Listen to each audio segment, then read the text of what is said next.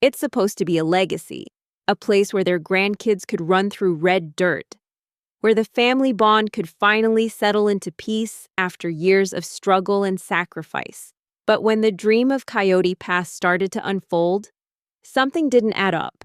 What showed up on paper didn't match what was said on screen. And for the first time, the cracks stopped being small. The truth didn't leak out, it exploded. Because what they all told us for years was about unity, about equal ownership, about building a shared life. But the UCCC filing told a different story altogether. And once you see whose names were missing, it changes everything. What if Christine never really owned anything? What if Mary's years of investment were just emotional, not legal? What if the so-called family plan was really a two-person project in disguise? This wasn't just a disagreement. This was erasure, behind everyone's back, except the ones holding the pen.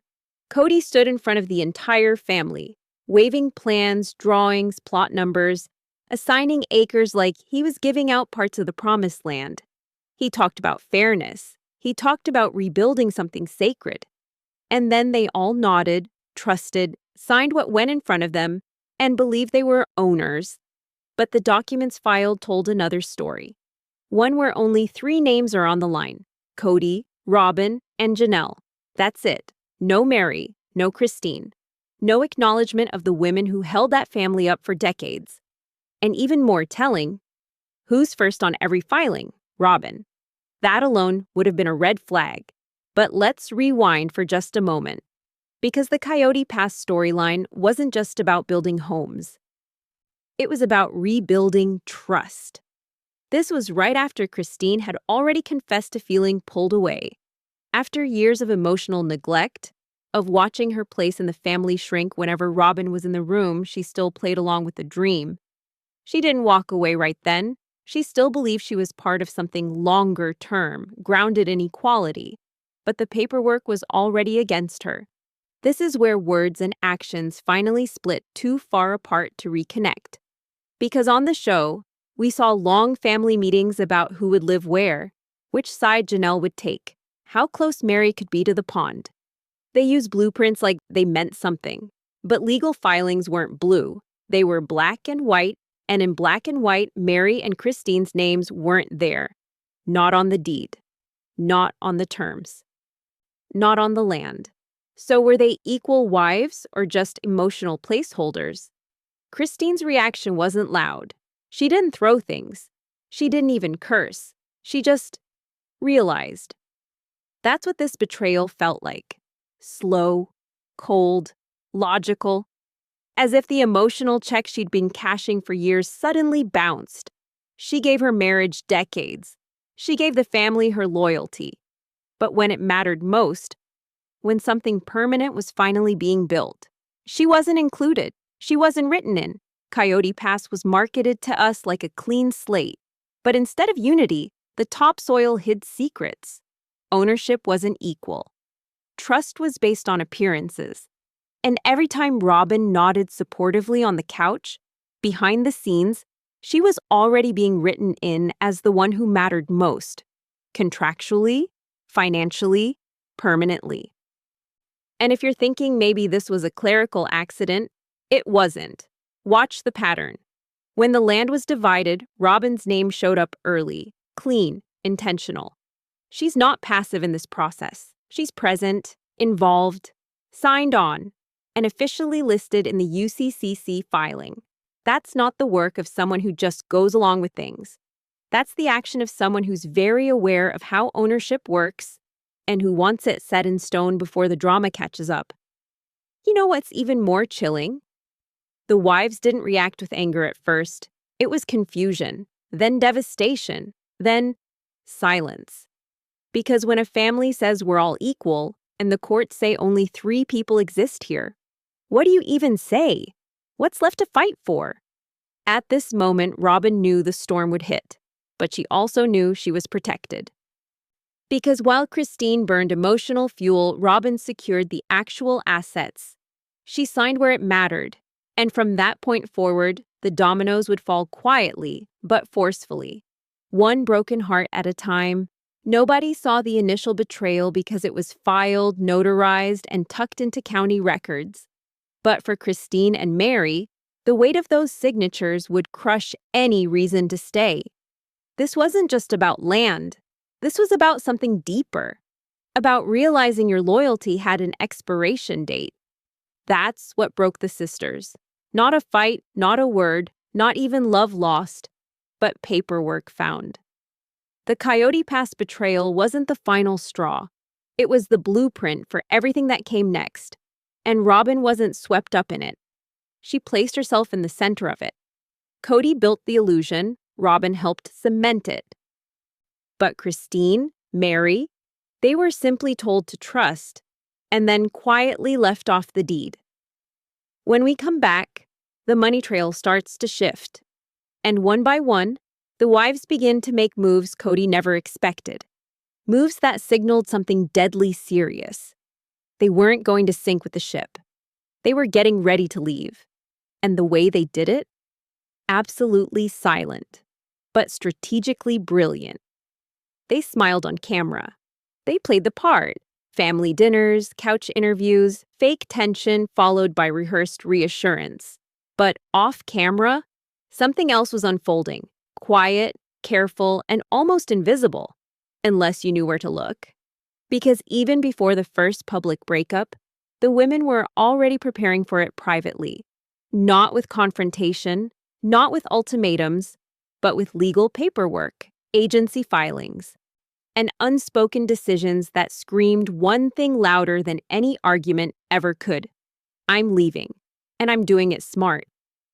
The first trail shows up not during a fight, not even during a confession, but quietly, inside the state's business registry.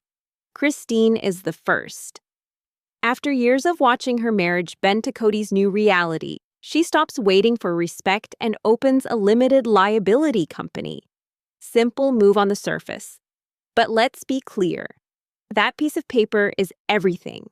It's control, it's independence, and most of all, it's future-proofing. While the show is still pretending she's hurt but hopeful, Christine is laying the blueprint for separation. And notice when it happens, this isn't after she's left, it's before. She's still technically in the plural marriage. She's still sitting beside Robin in group interviews. Still pretending everything's just awkward. But legally speaking, Christine is already her own operation. TLC payments, they're no longer flowing into family accounts. She's directing her own stream now. Then comes Mary, and she follows suit. She doesn't speak much about Christine's decisions publicly. She avoids choosing sides. But in the legal filings, she's standing right beside her. Same idea. Separate LLC. And guess what's even more revealing? Mary doesn't use a random legal contact or some new firm she discovered off a quick search. She uses the same registered agent as Christine. That isn't luck. That's coordination. That's two women who've talked, whether on camera or not, and decided together that things are heading in one direction only. Out. And the best part? Their timing. Both of them set up their businesses while still married, while still in the family, performing sisterhood in public. But behind all that, they weren't sister wives anymore. They were unofficial co-conspirators, peeling themselves out of a structure they no longer trusted. They didn't wait for Kody to bless it. They didn't even inform Robin. They simply acted.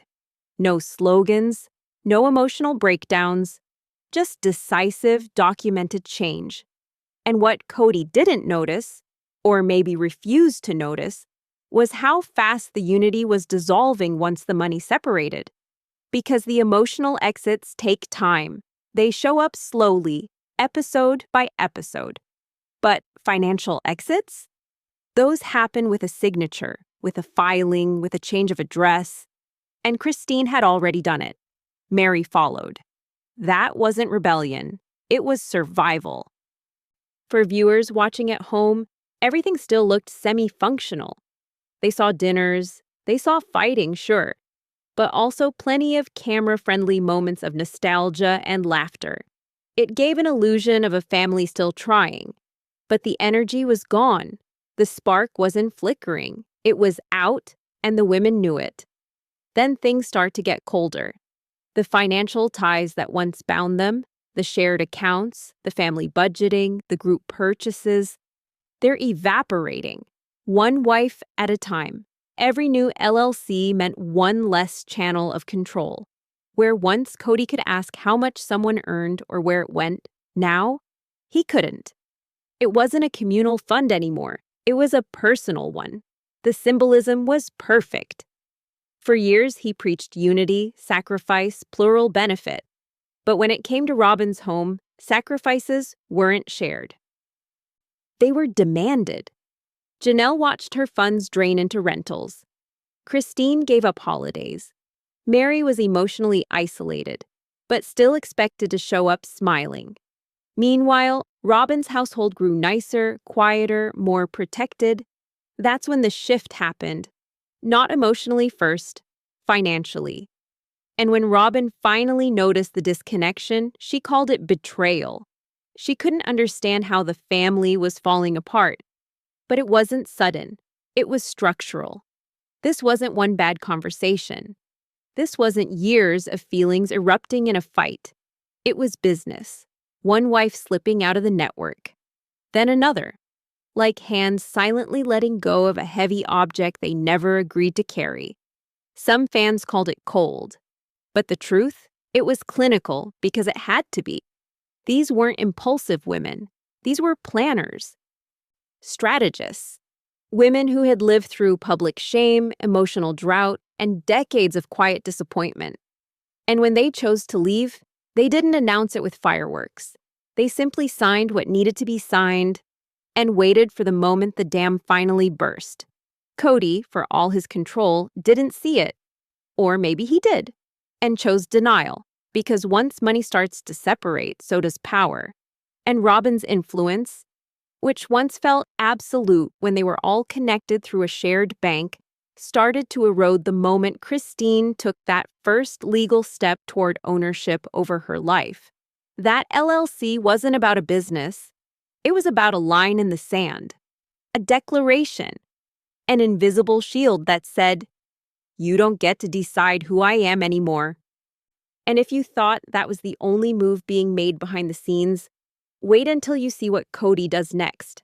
Because somewhere between Mary's silence and Janelle's financial tightrope walk, he makes a move of his own, a holding company, a late-stage LLC, and Robin? She places herself right into it, legally, strategically, completely.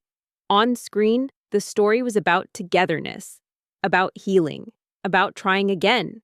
But off-screen, in places the cameras never touched, something very different was happening. And it wasn't a whisper, it was a signature, a date, a filing, a shift in the center of power that no one noticed. Until it was too late. As the marriage unraveled for the world to see, Robin was doing something far more permanent behind the scenes, building her legal hold over whatever was left. It starts quietly. Kody forms a new LLC, not in his own name directly, but through a holding company. One step removed. Like a buffer between the man and the empire he still thought he controlled. Maybe he thought it would give him flexibility. Maybe he thought it would offer protection. But what it really did was open a door.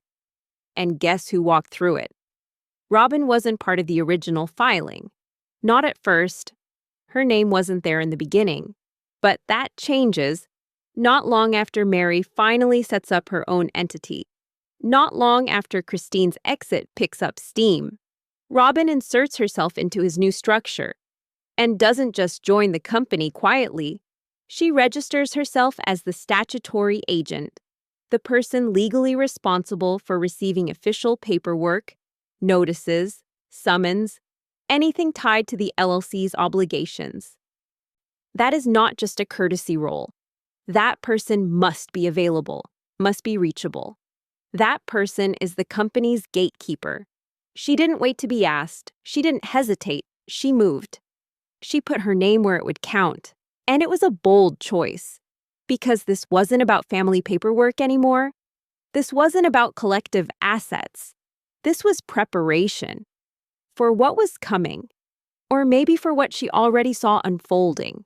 When Christine said she felt spiritually and emotionally disconnected, the family framed it as distance, as a loss of belief in plural marriage. But it's hard to believe in something that became so structurally one-sided. Every other wife was letting go, emotionally, financially, relationally. And Robin was locking her position into place. While Janelle was living paycheck to paycheck, and Mary was publicly defending a man who barely shared air with her. Robin was setting herself up to be in every essential box, every legal destination, every possible lifeboat. For the wives who stayed the longest, especially Mary and Janelle, this move wasn't just disrespectful. It was humiliating. Because Robin used to claim she didn't want control, that she didn't want to replace anyone, that she just wanted to be accepted. But slowly, year after year, camera confession by camera confession, what she said was being completely erased by what she did. And this wasn't the first time her fingerprints showed up on something everyone else thought was neutral ground.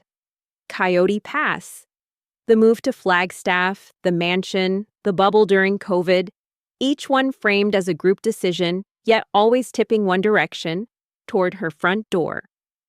But this time, the move wasn't emotional. It was ink on government records. She wanted power on paper.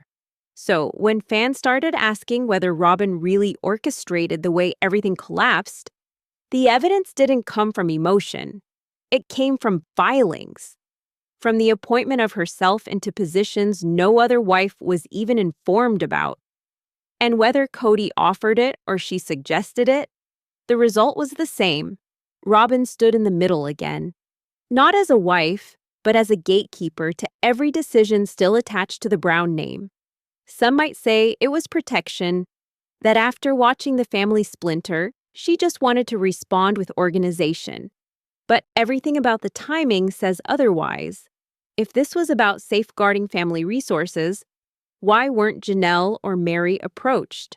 Why didn't Christine, who gave 2 decades of her life and had no other property in her name, get looped in at all? Why did Robin step into the LLC only after the others had started peeling away? Because the truth is, Robin didn't want to build trust. She wanted to build insulation, something no one could pull out from under her. As the others were detaching piece by piece, she was gluing herself into every place that might carry value. Emotion wasn't enough anymore. She wanted a position no one could argue. Statutory agent isn't emotional, it's official, permanent until removed. And that's where the emotional weight crashes in. Because for the women sitting beside her on that couch, in matching outfits and forced smiles, the betrayal wasn't in what Robin said on camera.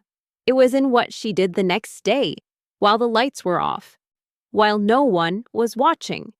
Robin said she wanted nothing more than a unified family. And yet, when the time came, when legal moves were being made, she chose to act alone. Not to protect the marriage, but to protect her stake. And the saddest part? No one told the other wives. They found out later, maybe in research, maybe through social media digs. But the sting wasn't just in the discovery, it was in the realization that they had never mattered enough to be warned, much less included. It makes sense now why some of them stopped returning calls, why Mary seemed more distant than usual, why Janelle could say through tears that maybe she was just never important to him. Because as they watched Christine disappear into freedom and Robin step into official power, what was left for the rest of them? Tokens, memories, emotional scraps. And while Robin sat in that mansion, registering properties, holding LLC keys, and securing her legal position in the wreckage, the others were left to process the one thing that hurt more than the loss of love. The realization that love never protected them from being replaced. Not slowly, not subtly, but legally, efficiently, strategically. And if you thought the legal maneuvers were bold, just wait until the camera storylines start clashing full force with real-life timelines. Because next, the family's entire COVID claims, masks, rules, quarantines, all come to a screeching contradiction, and the moment the viewers saw it, changed everything. Everything they said about keeping each other safe was supposed to be about love, about family, about protection.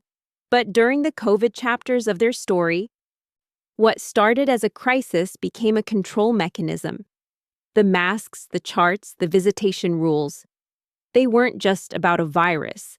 They became tools to divide, to shame, to isolate. And for a while, they worked. Until suddenly, they didn't. Because when the footage surfaced from October 1st, 2021, it shattered the storyline. Robin, pulled over in a traffic stop, had no mask, no gloves, no sanitizer, just business as usual. But this is the same time frame when Kody and Robin were preaching extreme caution. When they told Janelle's sons they were reckless. When they denied Thanksgiving get-togethers. When they told Christine that her choices made her unfit to be trusted inside the family bubble. And yet, just days before Kody himself allegedly became sick, Robin was on the road without a single sign of precaution. No emergency. No explanation, no apology later. Just cold, raw contradiction. And the math starts to wobble because Kody's own statements that he grew ill around October 11th suddenly line up uncomfortably close with Robin's unprotected outings. The birthday timeline slips in the same window. Robin's birthday, then Gabriel's, then Kody's symptoms. And in that overlap, the narrative they push to the viewers, the one where Gabriel's school visit was blamed, starts to unravel. Christine saw it first. Or maybe she'd already seen enough. But when the rules flipped according to the household in question, something in her broke.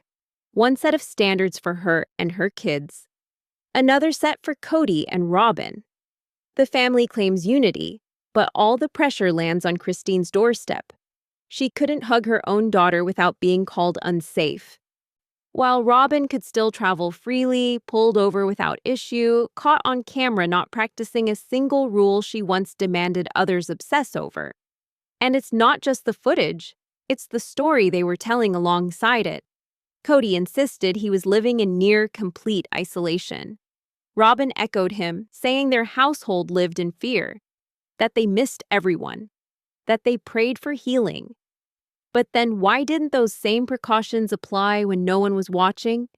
Why did the laws of the pandemic change the moment it was about her own movement? Worse still, none of it was addressed. Not by Kody, not by Robin. They never issued a correction, never explained the conflicting footage, never owned what they asked others to do while making a different choice themselves.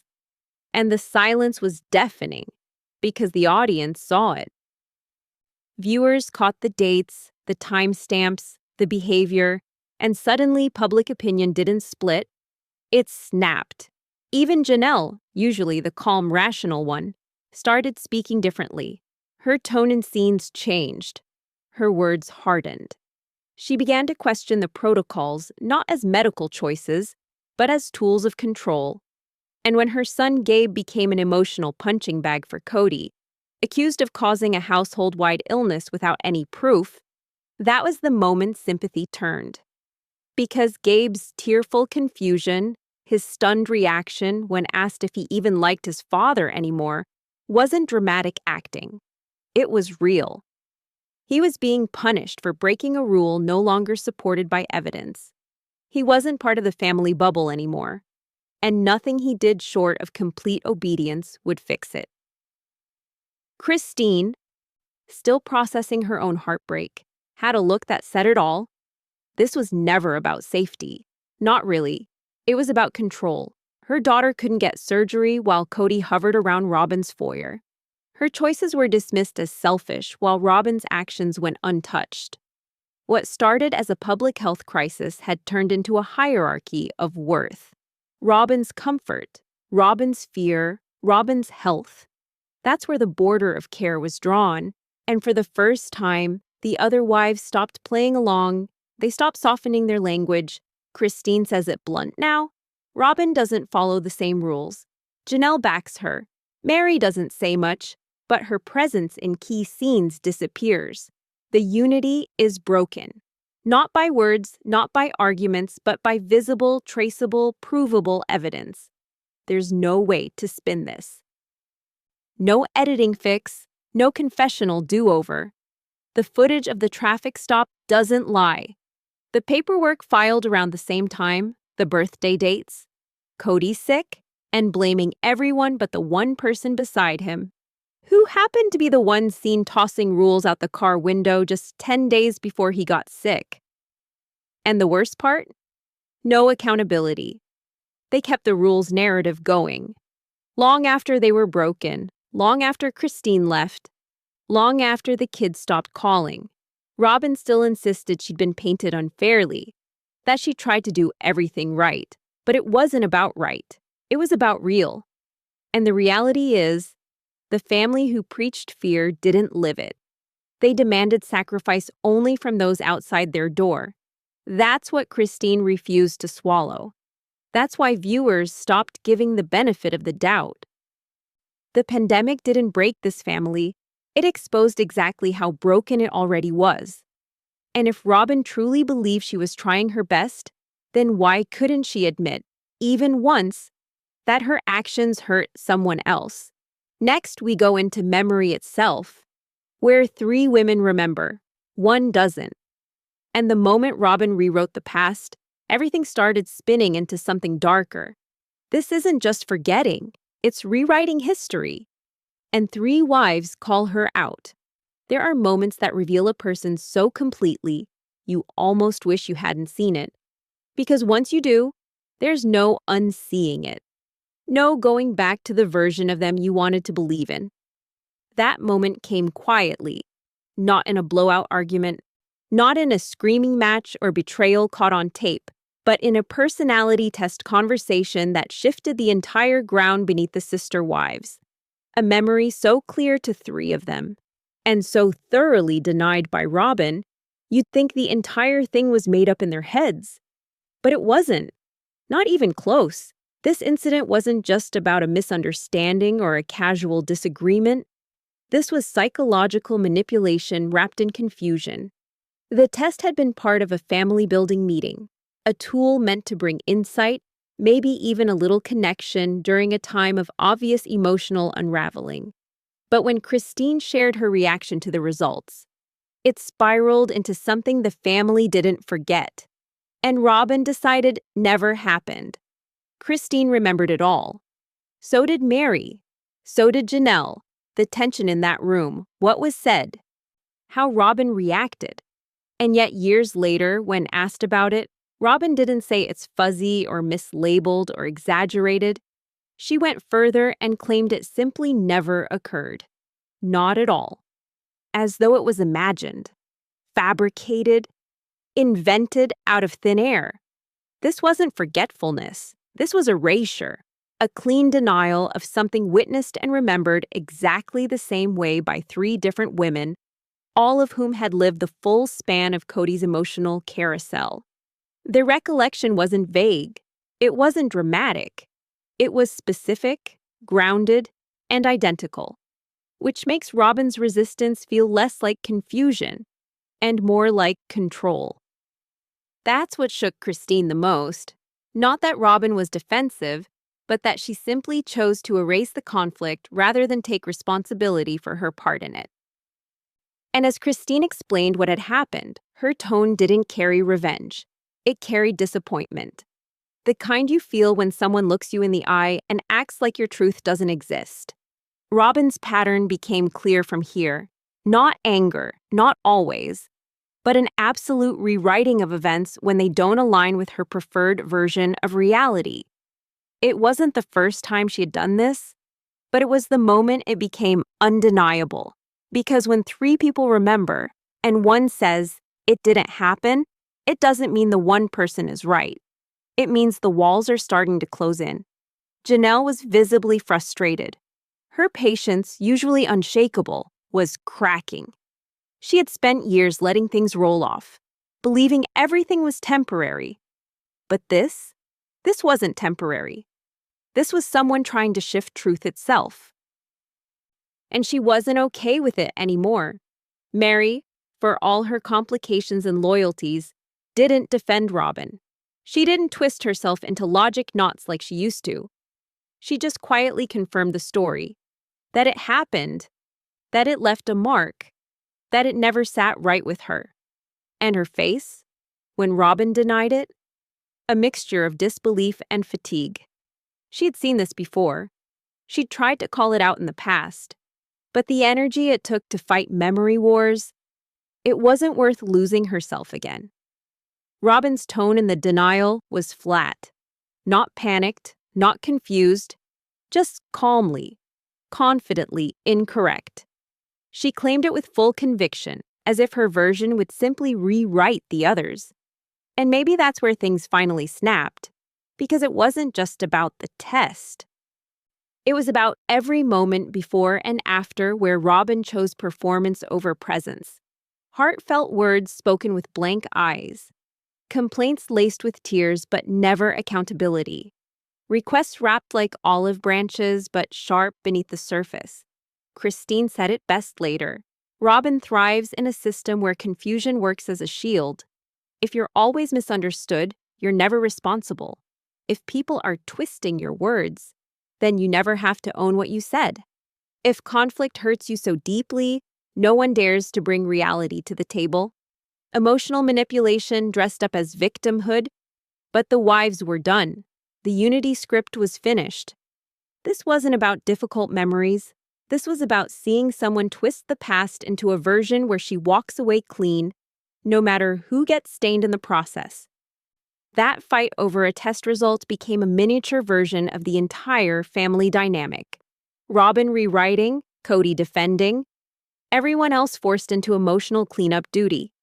It wasn't some bizarre episode quirk, it was the blueprint. And perhaps the most disturbing part? Robin wasn't confused, not even a little. You could see it in her eyes. The confidence wasn't from memory. It was from knowing nobody would challenge her without being painted the villain. Until now. Because Christine, Janelle, Mary, they all remembered. They weren't backing down. And as they stood firm in their truth, the emotional scaffolding under Robin's version started to sway. If her story required deleting real people's real experiences, then maybe the foundation of her entire place in the family was never as solid as she claimed. Next comes the aftermath of Mary's scandal, a betrayal that rocked her, and mysteriously involved someone who claimed to be uninvolved. Robin didn't just know too much, she told it like she wasn't supposed to know anything at all. But what if she always knew? The Mary scandal should have belonged to one person. The pain, the public shame, the unraveling, all of it should have stayed where it started.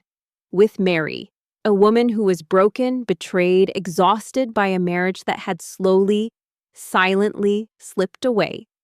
And yet somehow, even in that personal collapse, Robin found a way to drag the spotlight toward herself. Not through confrontation, not by claiming center stage, but by knowing things she should never have known. Speaking too much, smiling too little, and making someone else's rock bottom feel almost like her own redemption arc. It didn't start loud. At first, Robin claimed distance, neutrality. She said she only wanted Mary to heal, that she'd been keeping out of it, that she didn't know the full details. But then the commentary started. Little remarks in the confessionals, vivid descriptions of Mary's emotional spiral, opinions about who the man was behind the screen, concerned warnings about what could have happened, statements so pointed, so oddly specific, they didn't come from a bystander, they came from someone too close. Robin wasn't just guessing, she was reciting. Details that only someone deep in the information stream would know. And the more she spoke, the more obvious it became. She hadn't watched from the sidelines. She'd been watching something else entirely. The scandal unfolded through a carefully built chain of concerned friends. mutual acquaintances, quiet intermediaries, all conveniently placed to report back the exact moments she wasn't supposed to be part of. There's the moment she references Mary's emotional language. Her texts, the tone of her voice during the conversation she wasn't supposed to have heard. But instead of questioning how she got that information, Robin slips into a kind of wounded authority, positioning herself like someone who's experienced secondhand betrayal, offering empathy that somehow centers herself. Her voice carries the weight, but her eyes stay cold. She even vouches for parts of the fictional man Mary thought she was dating, refers to investment behavior, and the alleged business deals this mystery figure pitched to Mary. Again, these were things Mary didn't talk about in public yet. So, how did Robin know? Christine noticed. You could see it. She didn't say it outright, but the stiff body language, the fixed mouth, told you everything. Robin was talking too much, too freely, with too much confidence for someone who'd supposedly been left out of the scandal. Even Janelle, typically the most restrained, couldn't hide her discomfort. When Robin spun the narrative of being so hurt by the betrayal, Janelle looked away. It wasn't that Robin was expressing emotion. It's that she had appropriated it, made Mary's breakdown into her own cautionary tale. The catfish storyline began as a personal tragedy, an echo of emotional starvation from a woman who had isolated herself in a loveless marriage and reached hopelessly towards something that felt alive, only to discover she'd been manipulated, deceived, humiliated. And what she needed in that moment wasn't sympathy for the family. It was quiet space to rebuild her dignity. But instead, Mary had her pain metabolized and retold by the one person who somehow always manages to cry the loudest when someone else is bleeding. And the echo chamber around Robin only amplified it. Kody, of course, echoed her pain. He spoke of how he was affected, about trust, about loss, not about what Mary endured, but about how it reflected on him, how it tested his capacity to forgive. Which is ironic considering forgiveness was never truly asked. Mary was broken. She didn't need redemption. She needed someone to absorb the silence beside her without making it about themselves. Instead, Robin positioned herself as the translator of Mary's wreckage, the person who could read between the lines, who knew more than we did, but wouldn't say how. And no one asked the hard question. How did Robin know all this? The theory became bloodless and chilling, that the same friends who ran in the same emotional circles, those quiet observers in the background, had been feeding Robin details in real time, under the guise of caring, under the banner of sisterhood. But what it looked like was surveillance. What it felt like was intrusion. Mary, to her credit, didn't fight back. She didn't scream, she didn't accuse, but she tightened. Her body language in every group scene after the scandal chilled. Something had shifted. And while forgiveness might have been offered on paper, the connection between Mary and Robin never fully healed. Because when your tragedy becomes someone else's cautionary tale, and that tale somehow earns them sympathy you never received, the damage isn't just personal, it's permanent. Robin never took responsibility for absorbing Mary's pain into her own narrative. She let it sit. Let people believe she was the one trying hardest, that she was the only one still fighting for the family. All while Mary sat in the background as the damaged piece Kody couldn't trust, and Robin couldn't stop talking about. What could have been a private reckoning turned into public theater. And Robin, again, found herself not just surviving that storm, but shining in its reflection. Up next is a question no one dares to ask aloud. Because as the women tried to speak their pain, something else kept happening. Every time Robin felt hurt, the conversation stopped cold. Her emotions didn't just matter most. They became the thermostat for the entire family. And that is a weapon all its own. Grief didn't belong to them anymore. Loss wasn't theirs to hold. Hurt could be felt, but only until Robin felt it louder, felt it longer, felt it more deeply. And when she did, everything stopped. Every conversation, every confrontation, every truth trying to surface, buried under one unavoidable command: don't upset Robin. This didn't happen overnight. It built slowly, over years. But when Christine tried to express her jealousy after Solomon's birth, not to attack, not to hurt, just to be honest, she was met with the full force of that system. She wasn't allowed to feel left out. She wasn't allowed to say it had been hard to watch Robin receive emotional support, physical closeness, presence, during a time when Christine was barely surviving on scraps of attention and fading hope. Her words should have been heard, even welcomed. But instead, the conversation spun. Not about Christine's pain, but Robin's distress over hearing it. Suddenly, Christine was required to apologize, not for how she acted, but for how Robin took it. And Christine gave that apology. She offered it with sincerity, hoping it would bring healing. And Robin accepted it, at least outwardly. But weeks later, in another confessional, Robin brought it back up, in detail, with tears. And the message couldn't have been clearer. You can apologize, but if I still feel it, we're going to live in it again. Janelle saw it next. Not through her own experience, but through her children's. When Hunter reacted to Robin's pregnancy with less than overwhelming enthusiasm, something completely natural for a teenager in a complex family, the moment never left rotation. Despite it being a minor, shocked reaction from a teen trying to understand how yet another sibling was entering an already tense household, it got frozen in amber. Years later, Robin brought it up. Not once, not twice. It became a permanent exhibit. Her wounded reaction, cemented as truth, more important than what Hunter had actually meant, more enduring than any effort he made to reconnect. And this is where the wives could no longer ignore the pattern. Robin's emotional response wasn't fleeting. It became law. A litmus test for who was being kind and who was being harmful. No matter the issue, if Robin cried, it reset the entire moral playing field. If someone else's child expressed discomfort, they were shamed. If Robin voiced that pain through trembling lips and open-ended tears, the room turned itself inside out to soothe her instead of face the issue. Christine tried to gently question it once, to say that maybe, just maybe, Robin held on to things too long, that things were given too much dramatic weight. Robin's response? She teared up, again, and insisted she was being persecuted, misunderstood, victimized by nothing more than other people's feelings about her. It happened again during one Christmas discussion. The holidays had already been tense, schedules fractured, relationships fraying.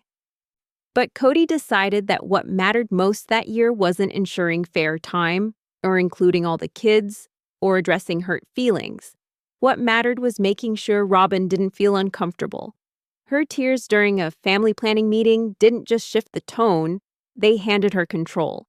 And Kody, of course, reinforced that control. He wasn't neutral.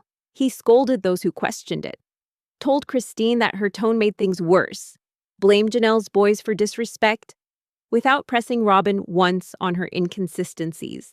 It became clear Robin's hurt wasn't just personal, it was political. A tool.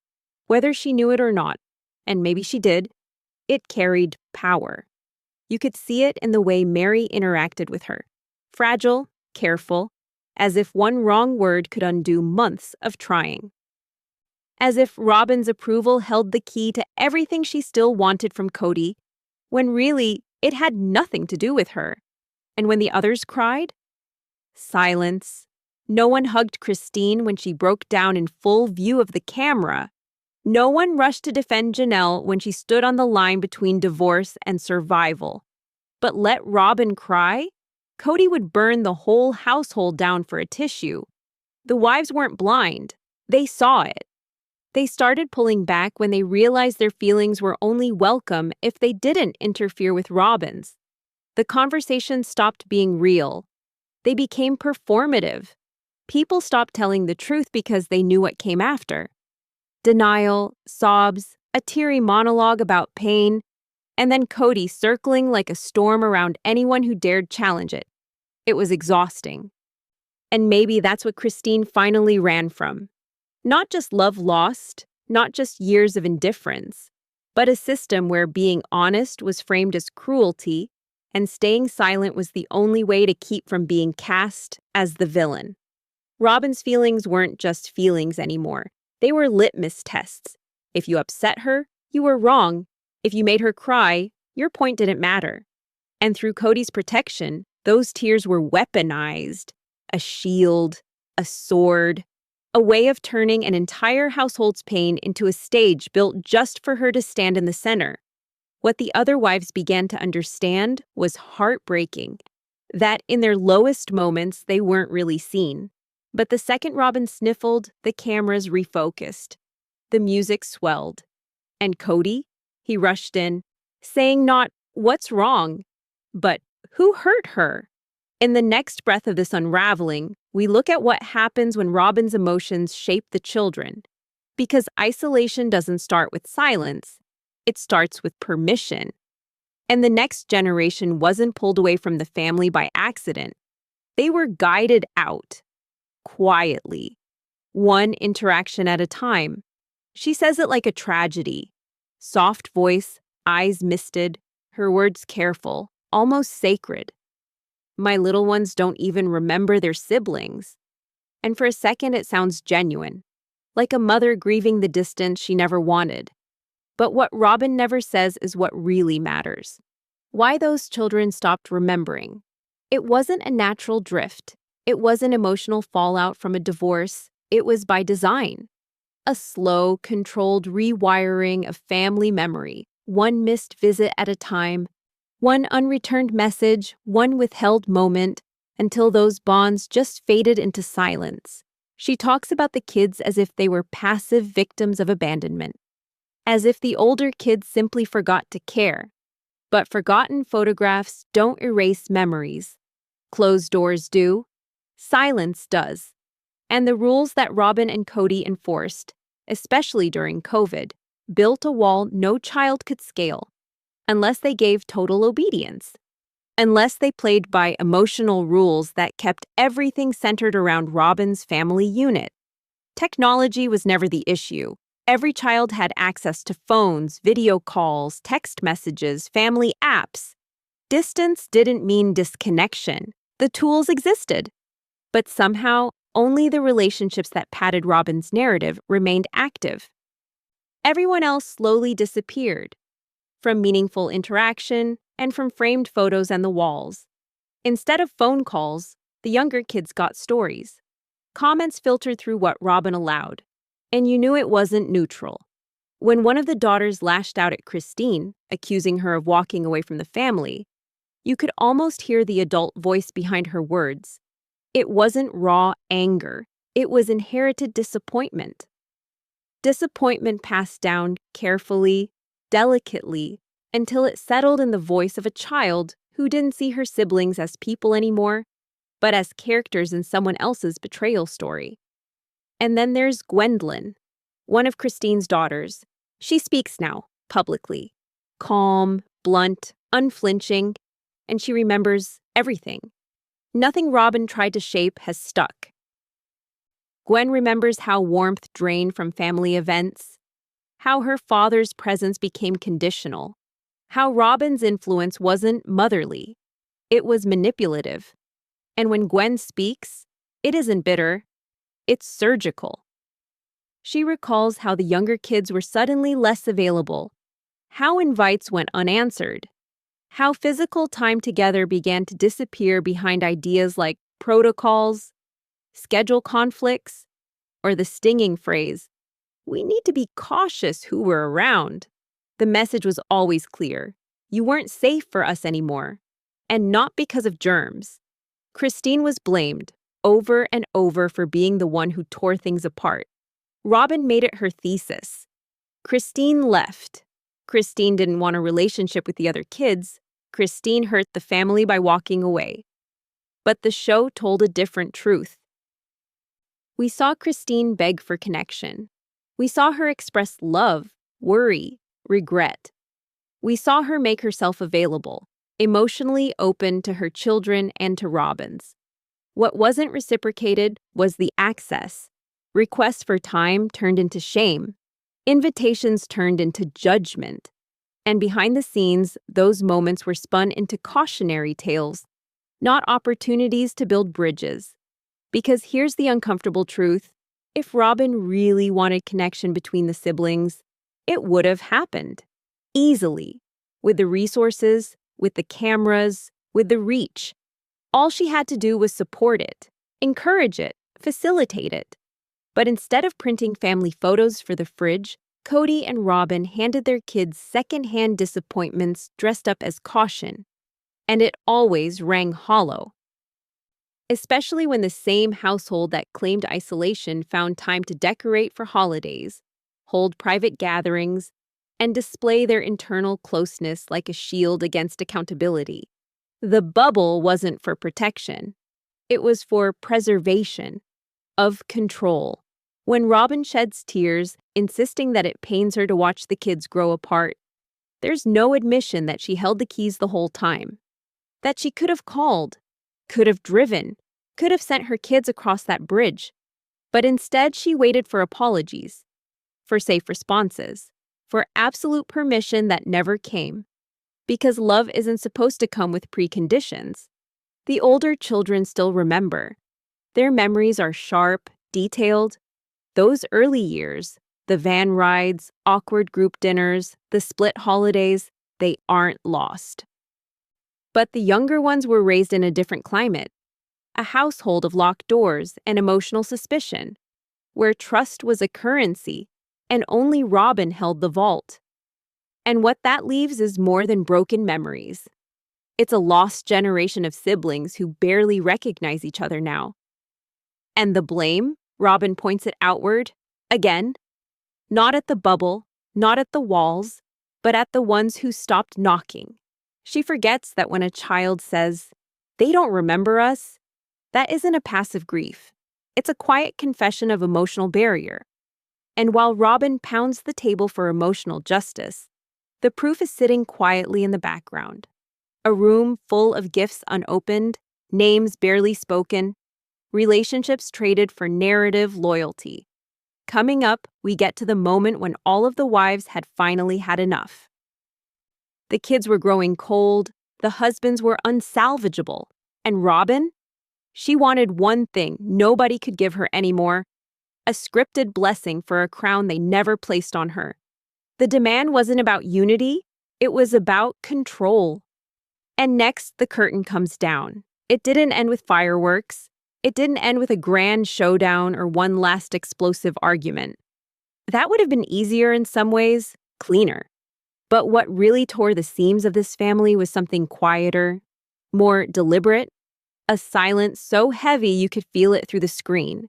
Because by the time Christine left, and Janelle followed, and even Mary finally untethered herself from the illusion, the damage didn't need to be screamed. It was understood. And at the center of it wasn't just a man who failed them, but a household where, at every crossroads, someone else's comfort came first. Every time. Robin's. Christine's clarity came early, even before the paperwork caught up. You could see it in her posture, the way she stood straighter, smiled smaller, spoke cleaner. There was no more begging. No more waiting for Kody to value her. She had already decided. When she said she was leaving, it wasn't out of bitterness. It was out of preservation. She was done sacrificing her peace to make somebody else feel powerful. The years had taught her this. As long as Robin reigned, there would be no true equality. No shared leadership.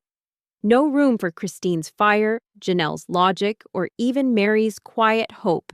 The house had a queen, and the only parts left for them were silence or submission. Christine chose neither. Janelle saw it unfold and held on longer, always trying to analyze, to balance the emotional equation. But even she reached the bottom eventually. And when the unraveling came, her voice didn't break, her face didn't twist. She said what so many had tiptoed around since the beginning. "We're fine." Far from her. That one line, simple and devastating, said everything Kody and Robin refused to hear. Because the wives didn't leave Kody alone. They left him with Robin. And there's a difference. Mary's exit was the slowest, cautious, wounded. For years, she stood in a shadow, waiting for Kody to turn back toward her. And maybe, on some level, she also kept hoping Robin would pull her in. Truly in, with no conditions or strings.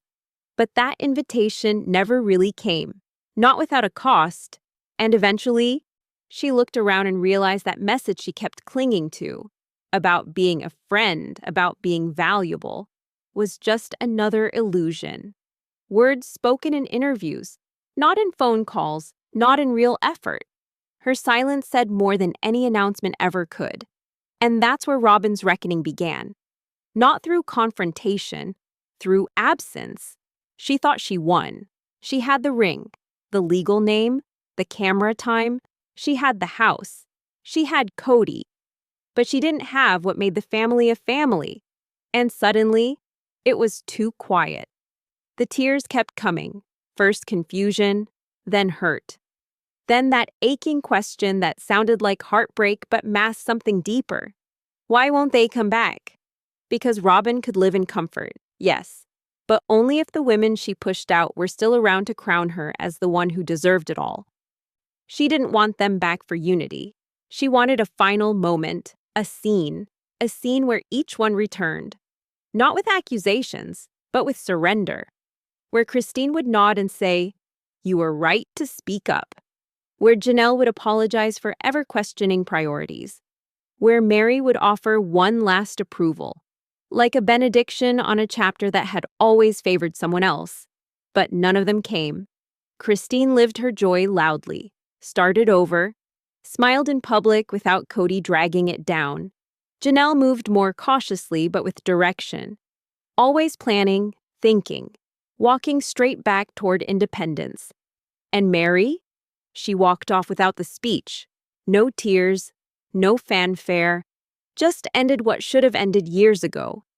And yet Robin kept mourning something she had helped orchestrate.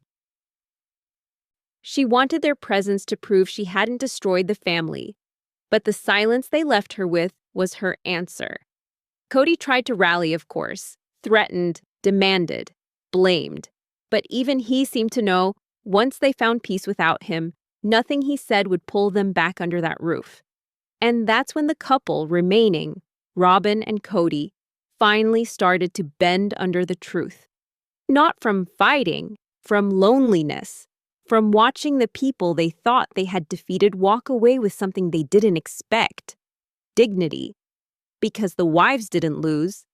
They didn't shatter. They evolved. They stopped being cast members in someone else's story. They stopped apologizing for being exhausted. They stopped shrinking around one woman's constant emotional gravity. Robin used to say she didn't want to be the only wife. She said it as a plea, but maybe now, finally, she will understand what it means to be truly alone. Next is the final turn in this long story, where Robin makes one last play for something she's always craved. A public, personal validation from the very women who refused to give her that power before. But the spotlight is slipping. The applause is gone. And what she wants next? No one is willing to hand over. It should have ended by now. The story. The fight. The asking. But Robin won't let it. Not because there's more family to save. There isn't. But because she still wants something from the women who've already left. One thing, one moment, a single buried confession wrapped in validation, an emotional ribbon tied around her pain that says, "You were right to feel wronged. We were unfair to you. You deserve your place." But she's never going to get it. Because this wasn't about rejection. They weren't trying to erase her the way she had steadily erased them. The three women who left simply stopped offering themselves up to be misunderstood. And as they moved into freedom, Robin stood on the porch of her quiet fortress, still expecting them to return worn out, humbled, maybe even ashamed. They didn't. Instead, Mary went quiet. Janelle turned focused, and Christine laughed, loudly, confidently, for the first time in years. That laugh alone was proof that freedom tastes better than tolerance. But for Robin, the departure wasn't an ending. It was a betrayal-type injury that, in her mind, demanded closure not with facts, but with submission. She didn't want an apology. She wanted a scene, one where each woman, on her knees if necessary, returned to touch the hem of her role. Not because she needed love, but because she needed to be crowned right. It's why she kept bringing them up in every episode long after they were gone. She twisted Christine's perspective into cruelty, called Janelle stubborn, pretended Mary's near absence was friendship. None of it landed, because when the audience saw Christine playing with grandkids, Janelle planting roots in independence, Mary exploring peace, nobody mistook that for hate. They saw women healing. And then came the final meltdown, Thanksgiving. It was supposed to be a soft spot, a shared memory. But even the holiday couldn't escape Robin's grip. Kody, unable to face the reality that no one was coming back, turned bitter. Attack mode. He said the quiet part out loud. If they talk about Robin again, I'll throw punches. That wasn't a joke. That was the exhausted snarl of a man who refused to believe that other people had the right to narrate their own experience, especially if it didn't circle back to Robin as the misunderstood victim. So they celebrated Thanksgiving without them. Just Robin, just Kody, everyone else. They had separate tables, different cities, real meals, laughter that didn't require performance, conversations that didn't end in someone crying on cue, children who smiled naturally, not under the pressure of defending one household over another. It was a different kind of silence, not a cold one, a peaceful one. Now Robin sits where she always wanted to be, front and center, the last wife standing. But it doesn't look like triumph. It looks like defeat in disguise, because without the others around her, there's no one left to absorb the blame, no one left to outshine, no shadow to stand in and claim injustice. And still, she asks, not directly, not by name, but she asks them to say it, to prove that she wasn't the reason things fell apart. But what she doesn't understand is this. You can't be forgiven for something you've never admitted. You can't receive peace from people you never gave it to. And the audience? They see it now. All of it. The split-screen emotional imbalance. The pivot from inclusion to consolidation. The years where one wife grew stronger by standing at the center of everyone else's unraveling. They see how Christine tried to set boundaries and was met with suspicion. How Janelle tried to create balance and was told she was disloyal. How Mary, after standing alone on the edge for over a decade, was expected to clap for a family who hadn't spoken to her directly in weeks. And all the while, Robin kept asking, "What did I do to deserve this?" Maybe she didn't act with malice. Maybe she believes everything she says. But belief isn't the same as truth. And no amount of tears, sad music, or empty invitations to talk will undo the reality that every time someone tried to express hurt, Robin made it about her own. Now, she's standing on a stage with all the lights still pointed toward her, waiting to be redeemed in a storyline she built herself. But the audience has stopped clapping. And the cast? They've left the theater. One by one, they walked off that stage, not out of anger, but clarity. The ending didn't come with a bang. It came with a line drawn in calm, steady ink. We're done. We're free. We're not coming back. Not because we hate you, but because we finally choose ourselves. So now, the question hangs in the air. Not just for the fans watching, but for anyone who's ever given too much to someone who only wanted more. Would you forgive someone who demanded it loudly, but never once apologized themselves? Let me know below, because what comes next isn't a fresh start. Not for Robin, not in that house. You felt it. The way Kody flinched under his own words. The way Robin's grief turned to fury. The way control started slipping from their hands no matter how tight they held it. Rumors are rising, eyebrows are lifting, paperwork is circling once again. And if Robin ever does leave, it won't look like heartbreak. It'll look like strategy. Because if there's one thing this series has taught us, it's this. When someone controls the narrative long enough, even their silence starts to speak.